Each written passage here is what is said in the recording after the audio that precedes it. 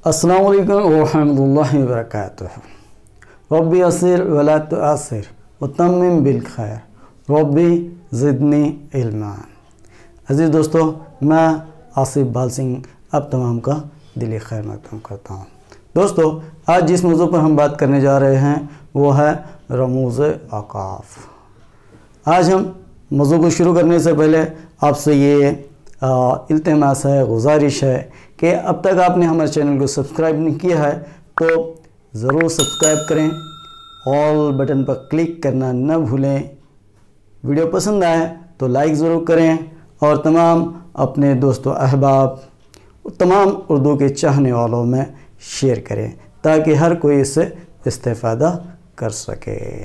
तो चलिए आज हम अपने मौजू पर आते हैं, वो है रमूज़ औक़ाफ़, जिसे अंग्रेज़ी में कहते हैं पंचुएशन। ये रमूज़ औक़ाफ़ किसे कहते हैं? रमूज़ औक़ाफ़ की तारीफ़ क्या है? दोस्तों, रमूज़ रम्ज़ की जमा है। रमूज़ रम्ज़ की जमा है जबकि औक़ाफ़ वक़्फ़ की जमा है। अब ये रम्ज़ के मायने क्या हैं? रम्ज़ के मायने हैं अलामत, निशानी। अलामत के हैं, निशानी के हैं। और वफ़ के मायने हैं, वफ़ जिसकी जमा है औक़ाफ़, वफ़ के मायने हैं ठहरना, रुक जाना। यानी रमूज़ औक़ाफ़ के मायने हो जाते हैं ठहरने की अलामत, ठहरने की निशानात। जब हम किसी इबारत को पढ़ते हैं तो इबारत में हम कई अलामतों को देखते हैं, जहाँ पे हम कहीं मुख्तसर रुकते हैं, मुख्तसर तरीन रुकते हैं, यानी कम रुकते हैं या ज़्यादा रुकते हैं, कहीं कहीं रुकना पड़ता है ताकि जो हम पढ़ रहे हैं वो बुरी बात हमें समझ में आए। तो ये अलामत जुमले को अलग करने का काम करते हैं, जुमले को मुख्तलिफ हिस्सों में बांटने का काम करते हैं, जिससे पढ़ने वाले को यहाँ पर उस इबारत को समझने में मदद हासिल होती है और उस जुमले का सही मफ़हूम क्या है उसे पता चलता है। कैसे? अब आप देखिए, एक अलामत के मुतालिक मैं बताऊंगा कि एक जुमला मैं कहूँगा, अब इस जुमले में क्या मालूम होता है। अगर ये अलामत ना हो तो जुमले के मायने कैसे बदल जाते हैं, जुमले का मफ़हूम मालूम हो रहा है या नहीं मालूम हो रहा है, उसका पता नहीं चलता कि क्या कहने वाला क्या कह रहा है। जैसे देखिए, एक जुमला कहता हूँ, ठहरो मत जाओ। मैंने कहा ठहरो मत जाओ। अब इतना ही मैं कहूँगा ठहरो मत जाओ, तो पढ़ने वाला क्या समझे या सुनने वाला क्या समझे कि यहाँ पर कहने वाला क्या कह रहा है, कि ठहरने के लिए कह रहा है या जाने के लिए कह रहा है। अगर इस जुमले को मैं यूँ लिखूँ, इन अलामात के साथ अगर लिखने में आए तो कैसे होंगे और पढ़ने वाला उसको कैसे पढ़ेगा? अब देखिए, एक अलामत है सख्ता। सख्ता की अलामत को मैं ला रहा हूँ। कैसे? देखिए, ठहरो मत जाओ। ठहरो, अलामत सख्ता लगा दीजिए, तो वहाँ पर हम रुक रहे हैं, ठहरो मत जाओ। अब मैं इस अलामत को बदल देता हूँ और कहाँ पर लगाता हूँ? ये देखिए, ठहरो मत, मत के आगे मैं ये अलामत लगा रहा हूँ, यहाँ पर रुक रहा हूँ, ठहरो मत जाओ। तो यहाँ पर जब हम पहला जुमला देखते हैं ठहरो मत जाओ, तो यहाँ पर क्या मालूम हो रहा है कि इसे ठहरना है या जाना है, ये तो मालूम नहीं हो रहा। अगर उसके बाद मैं अलामत के तहत देखूंगा ठहरो मत जाओ, इस जुमले में क्या हो रहा है कि ठहरने के लिए कहा जा रहा है, जाने से मना किया जा रहा है। अगर इस अलामत को मैं बदल दूंगा, मत के आगे लगा दूंगा, तो उसका मतलब कैसा हो जाएगा कि ठहरो मत जाओ, यानी यहाँ पर ठहरने के लिए मना किया जा रहा है, जाने के लिए कहा जा रहा है।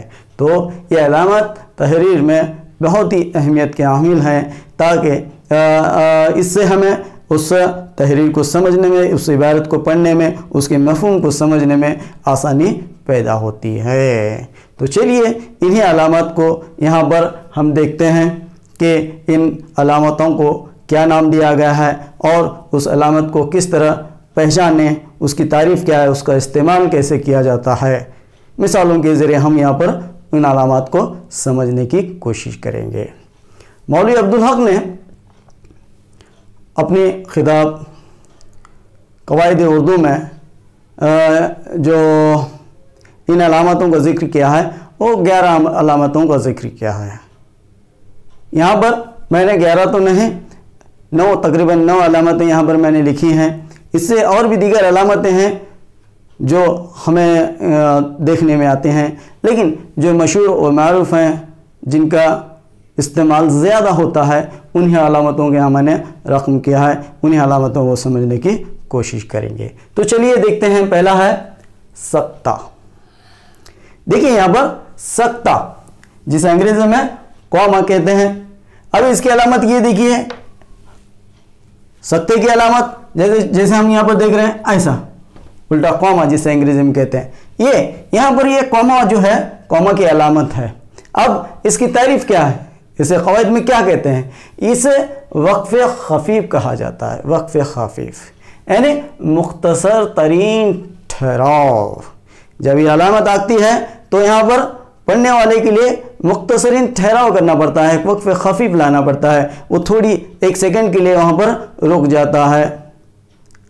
और इसका इस्तेमाल कहाँ होता है? सक्ता का इस्तेमाल कब करते हैं, कैसे करते हैं, कहाँ करते हैं? तो यहाँ पर सक्ता का इस्तेमाल जुमले के मुख्तलिफ अस्मा को अलग करने के लिए सक्ता का इस्तेमाल किया जाता है।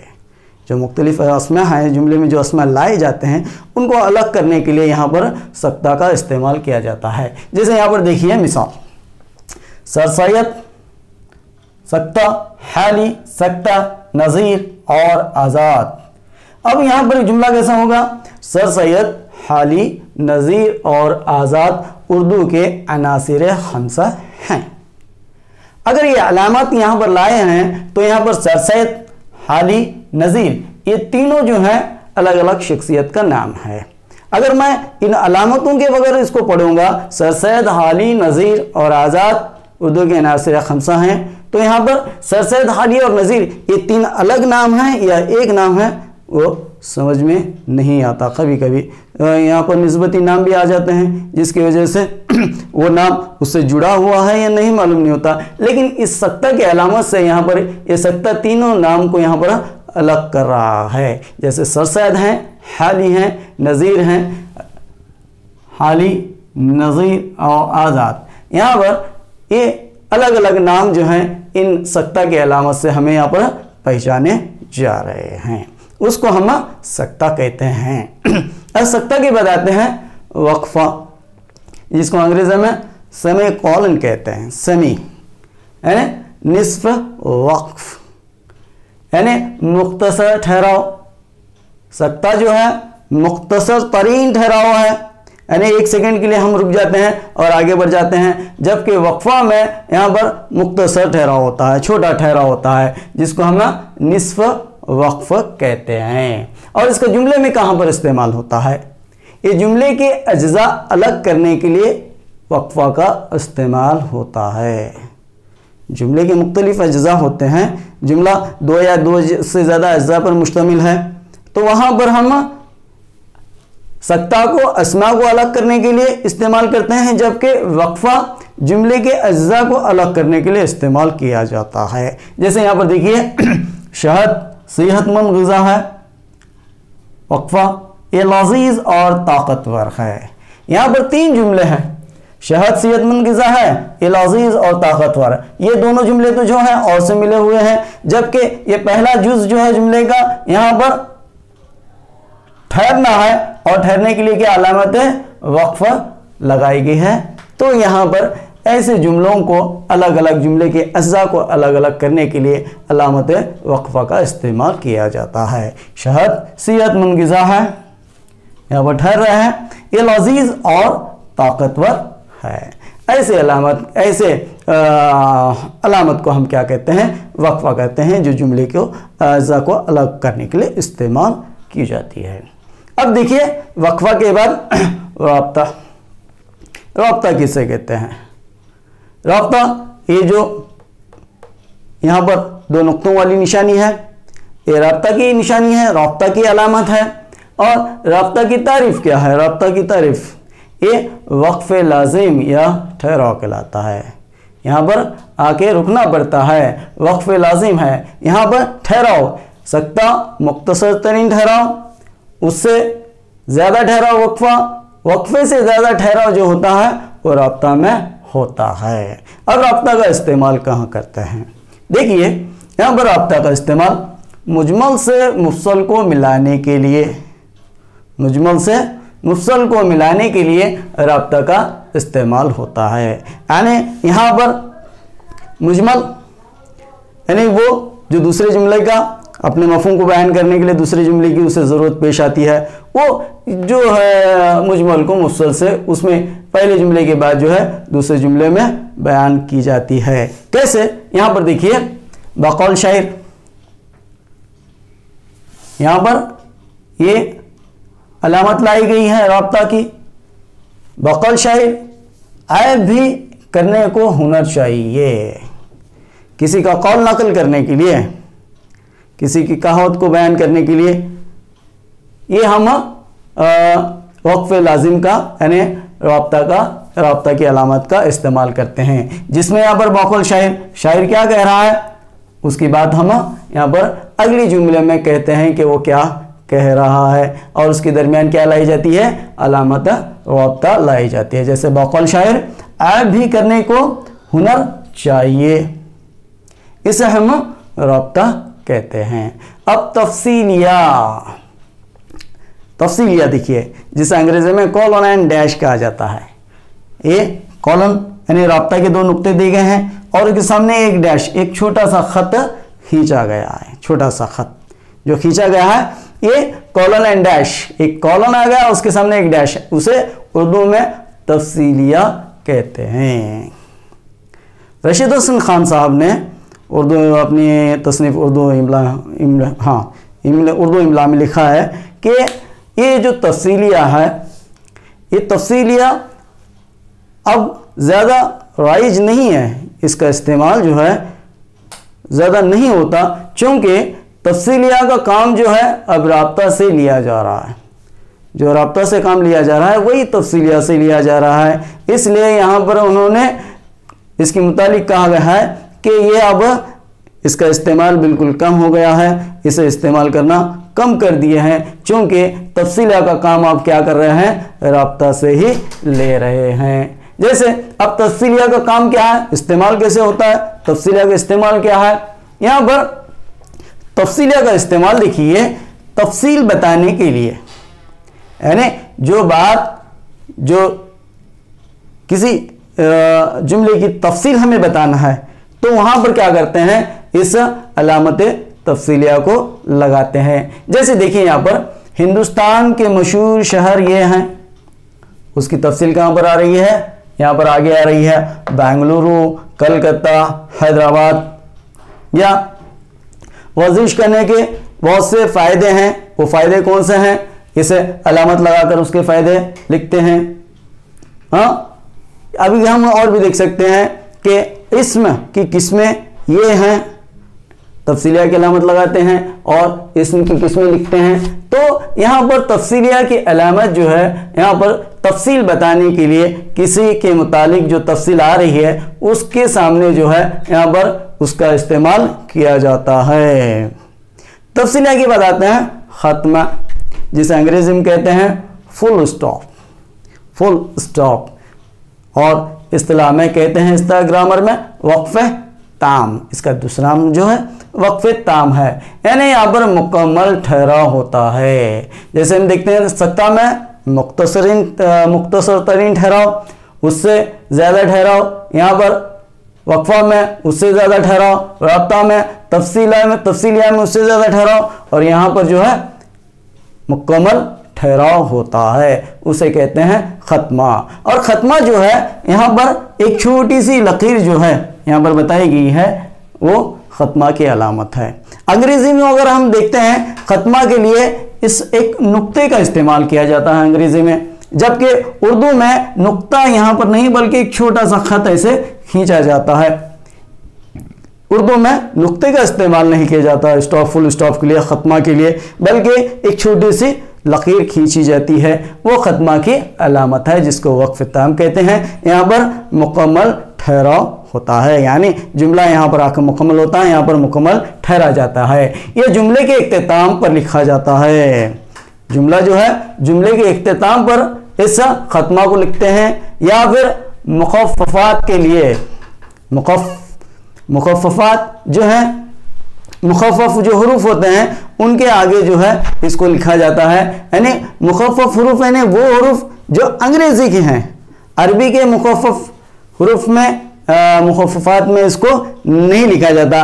अभी जैसे देखिए यहाँ पर अभी रज़ी अल्लाह अन्हु के लिए एक अलामत है, हाँ, अलैहिस्सलाम के लिए भी हम अलामत का इस्तेमाल करते हैं, सल्लल्लाहु अलैहि वसल्लम के लिए भी अलामत का इस्तेमाल करते हैं। सल्लल्लाहु अलैहि वसल्लम के जो मुखफ़फ़ है, रज़ी अल्लाह अन्हु का जो मुखफ़फ़ है, हाँ, अलैहिस्सलाम का जो मुखफ़फ़ है उसका इस्तेमाल करते हैं। लेकिन वो मुखफ़फ़ात अलग हैं। यहाँ पर ये जो वक्फ़ा के लिए जिन मुखफ़फ़ हरूफ के लिए अल्फाज के लिए इस्तेमाल किया जाता है वो सिर्फ अंग्रेजी के होते हैं, और इस जुमले के इख्तिताम पर खत्मा की अलामत लगाई जाती है। जैसे देखिए यहाँ पर गालिब उर्दू के मशहूर शायर थे, जुमला ख़त्म, यानी यहाँ पर एक खत्मा की अलामत लगाई गई, यानी इससे मालूम होता है कि ये जुमला यहाँ पर मुकम्मल हो गया, यहाँ पर अब हमें ठहरना चाहिए। गालिब उर्दू के मशहूर शायर थे, अलामत लगाए गए। और जैसे मैंने कहा कि मुखफ़फ़ अल्फाज के दरमियान लगाया जाता है और वो भी अंग्रेजी के, जैसे कैसे हम देखते हैं बी के बाद ये अलामत ख़त्मा, और ये BA, MA, PhD वगैरह। तो यहाँ पर BA जो है मुखफ़फ़ है किसका, बैचलर ऑफ आर्ट्स का, MA मास्टर ऑफ आर्ट्स। इसी तरह हम देखते हैं तो ये मुखफ़फ़ अल्फाज के दरमियान क्या है, यहाँ पर अलामत अंग्रेजी मुखफ़फ़ अल्फाज के दरमियान क्या है, यहाँ पर अलामत ख़त्मा लगाया जाता है। अब देखिए यहाँ पर उसके बाद आते हैं सवालिया। अब सवालिया कहते हैं साइन ऑफ इंट्रोगेशन, जिसे अंग्रेजी में कहते हैं साइन ऑफ इंट्रोगेशन। अब सवालिया की अलामत जो है यहाँ पर देख रहे हैं, ये सवालिया निशान, सवाल की अलामत। अंग्रेजी और उर्दू में क्या फ़र्क होता है कि अंग्रेजी में इसका रुख बाई जानिब होता है, ऐसे ये अंग्रेजी में होता है, जबकि उसका उर्दू में क्या है, इसका रुख दाई जानिब होता है। हमें अक्सर ऐसी गलतियां होती रहते हैं कि हम वो अंग्रेजी की तरह ही यहाँ पर ऐसे लिख देते हैं, लेकिन यहाँ पर उर्दू में ये जो लाया गया है अलामत सवालिया, इसका रुख जो है हमेशा बाई जानिब यानी दाई जानिब होता है, जबकि अंग्रेजी वगैरह में क्या है, ये इसका रुख बाई जानिब होता है। और इसका दूसरा नाम क्या है, यहाँ पर इस्तिफ़हाम है। दूसरा नाम सवालिया का दूसरा नाम इस्तिफ़हाम है, और इस्तिफ़हाम के माने क्या है, पूछना, दरियाफ्त करना। इस्तिफ़हाम के माने जो है पूछना या दरियाफ्त करने के लिए, यानी ये इसका इस्तेमाल कहाँ होता है, दरियाफ्त करने के लिए या पूछने के लिए, सवाल पूछने के लिए या कुछ दरियाफ्त करने के लिए, कुछ मालूम करने के लिए। जब हम कोई जुमला लिखते हैं तो वहाँ पर ये अलामत इस्तिफ़हाम यानी सवालिया लगा देते हैं। जैसे देखिए यहाँ पर आपकी तबीयत कैसी है, यहाँ पर अलामत सवालिया लगाएगा। आपकी तबीयत कैसी है, यहाँ पर क्या बोल रहा हूँ, दरियाफ्त कर रहा हूँ, आपकी तबीयत के मुतालिक मालूम कर रहा हूँ, तो मैं कैसे मालूम करूँगा आपकी तबीयत कैसी है, या फिर मैं पूछ रहा हूँ कौन हो तुम, यहाँ पर भी अलामत सवालिया लगा दिया जाता है। तो ऐसे जुमले जिसमें कुछ दरियाफ्त किया जाता है, पूछा जाता है, यानी सवाल पूछने के लिए जो अलामत इस्तेमाल की जाती है वो सवालिया की अलामत है। अब देखिए इसके बाद आते हैं निदाइया या फिजाइया, जिसे अंग्रेजी में नोट ऑफ एक्सक्लेमेशन कहते हैं।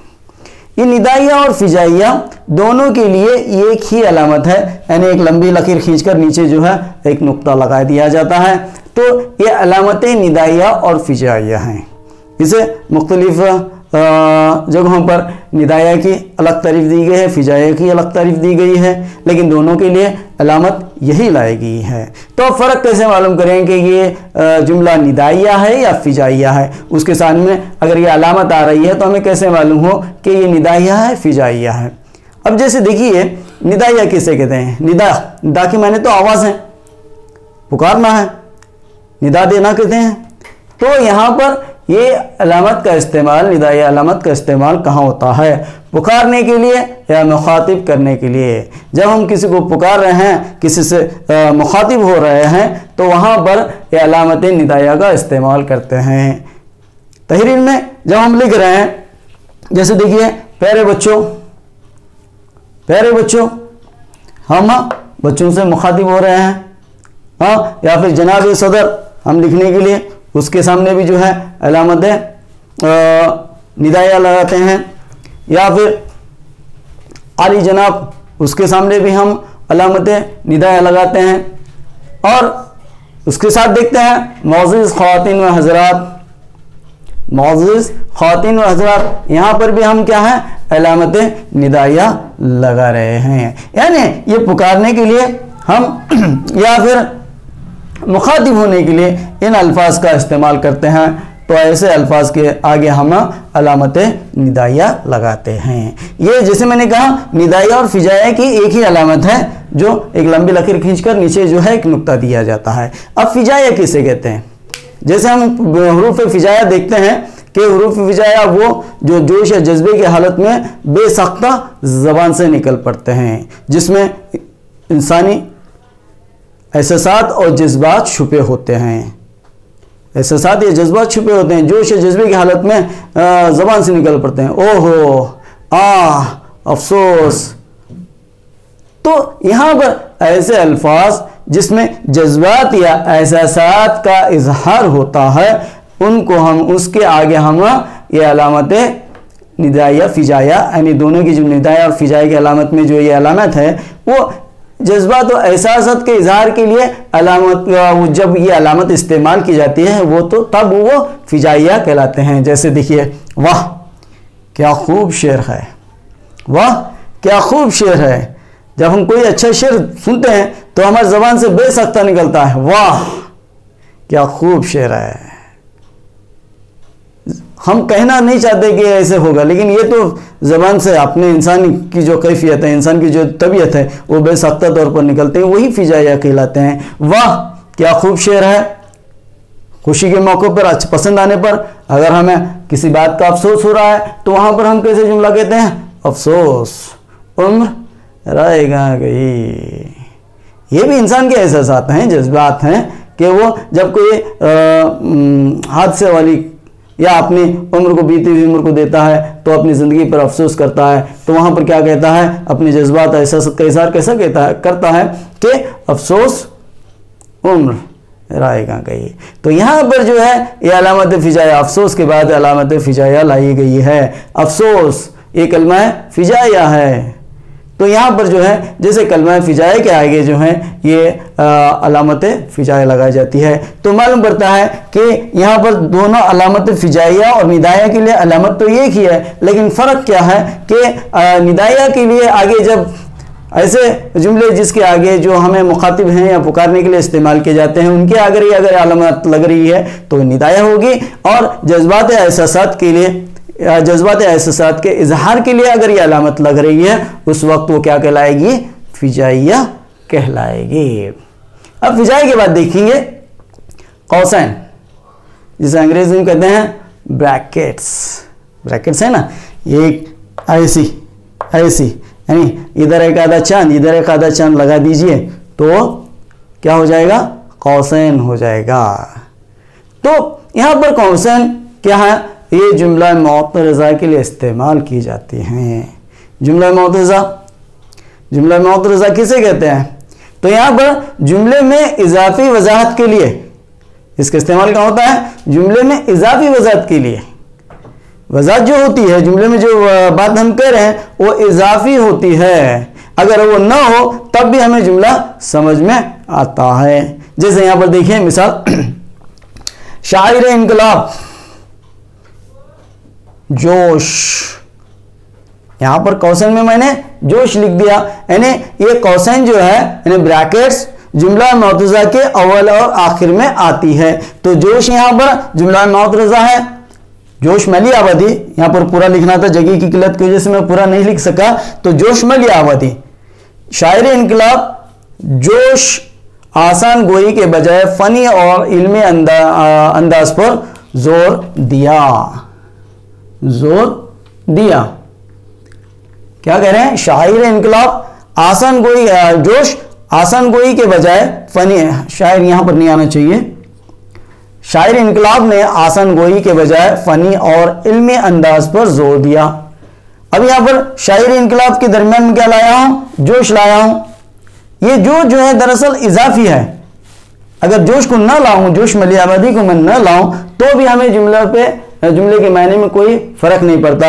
अगर हम सिर्फ इतना भी पढ़ें, शायर इनकलाब ने आसान गोई के बजाय फनी और इल्मी अंदाज पर जोर दिया, ये भी बात समझ में आ जाती है। अब शायर अभी लिखने का एक मकसद ये भी होता है। अब कुछ अगर हमें मालूम ना हो कि शायर इनकलाब कौन है, तो अगर हम ये जुमला मौतूजा दरमियान में लाते हैं तो हमें मालूम पड़ता है कि किसके मुतालिक यहाँ पर कहा जा रहा है। यानी शायर इनकलाब में मुराद कौन है? यहाँ पर जोश मली आबादी हैं। ये लिखें या ना लिखें, जुमला जो है अपने पूरे मायने देता है, अपने पूरे मफहूम को वाज़ा करता है। तो ऐसे वक्त में, ऐसे मौक़ों पर हम क्या करते हैं? क्वेश्चन का इस्तेमाल करते हैं जो जुमला मौतूजा के लिए इस्तेमाल होते हैं। अब क्वेश्चन की बात देखिए, वावेन यानी इन्वर्टेड कॉमास, जिसे अंग्रेजी में कहते हैं इन्वर्टेड कॉमास। यानी यहां पर ये जो कॉमा लगाया गया है, इधर एक ऐसे गोल, इधर एक ऐसे, यहां पर भी देख रहे हैं। तो वावेन किसे कहते हैं? वावेन का इस्तेमाल कहां पर होता है? वावेन असल में बैरून इक्तबास या किसी कौल को नकल करने के लिए वावेन का इस्तेमाल किया जाता है।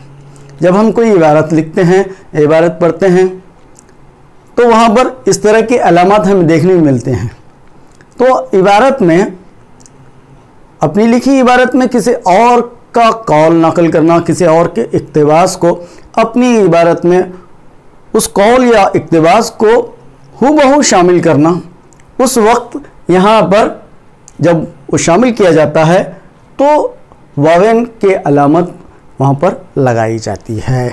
जैसे यहाँ पर देखिए, बकौल रशीद अहमद सिद्दीकी गज़ल उर्दू शायरी की आबरू है। बकौल रशीद अहमद सिद्दीकी गज़ल उर्दू शायरी की आबरू है। यहाँ पर मैंने रशीद अहमद सिद्दीकी के कौल को नकल किया है। कैसे? और उस कौल को कहाँ पर कैसे बता रहा हूँ? कि वावेन से बता रहा हूँ। इधर एक यहाँ पर जो वावेन की अलामत लगी है, गज़ल उर्दू शायरी की आबरू है, ये रशीद अहमद सिद्दीकी का कौल है।